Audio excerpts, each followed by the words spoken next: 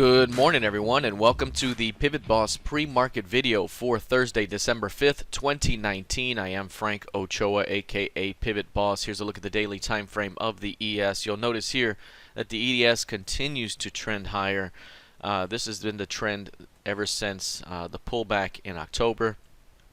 You can see the early month pullback in October was about 2 days strong here. Failed low here, popped, strong pullback, and ever since we've been trending up. Very clear trending phase here. We had another 2 to 3 day pullback here to begin the month. Yesterday, a nice inside day with a pop higher, and now we're testing prices above 2-day highs. This is where it gets very important. 3120 is going to be very, very important. That's basically around 2-day highs, 3122. That zone right there, and if it can push through those highs, it opens up a continuation back to retest recent highs.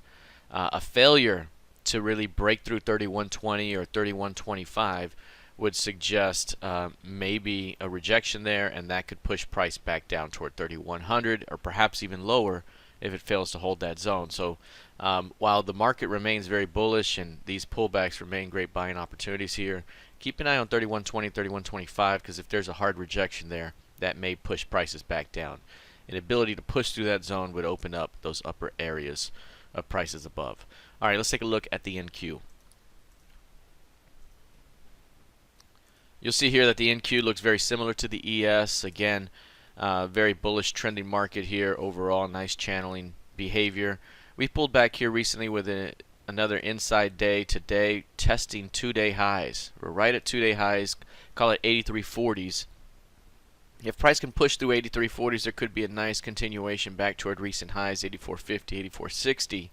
But if there's a rejection here of these 2-day highs, again, does that create a failed high that could start pushing back toward yesterday's mid or perhaps through it, which could open up another round of selling pressure ahead. So keep an eye on 8340 here today.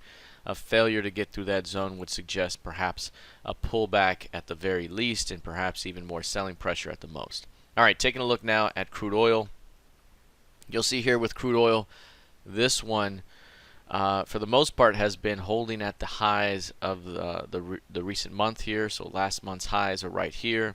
We had a big extreme reversal pattern here, big high range day down. We had a counter day the next day, and that led to a big push up.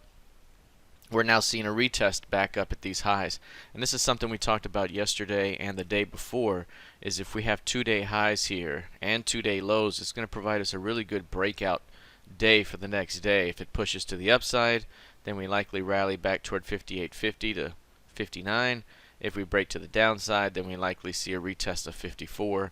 It broke to the upside, major rally, and then it sat there the rest of the day. Now we're testing these highs.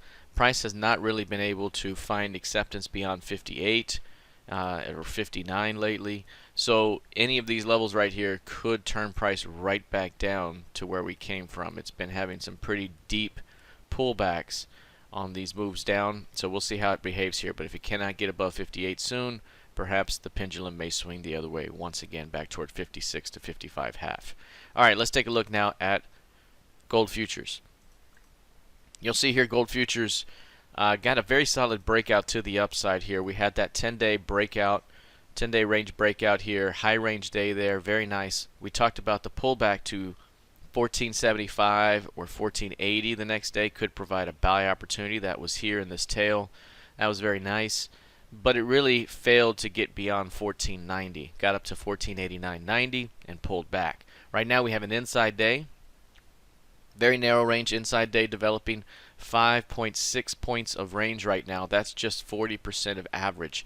It's been averaging 13.2 points per day on a 10-day basis. But again, if you look back over the last 10 days, that's lots of compression.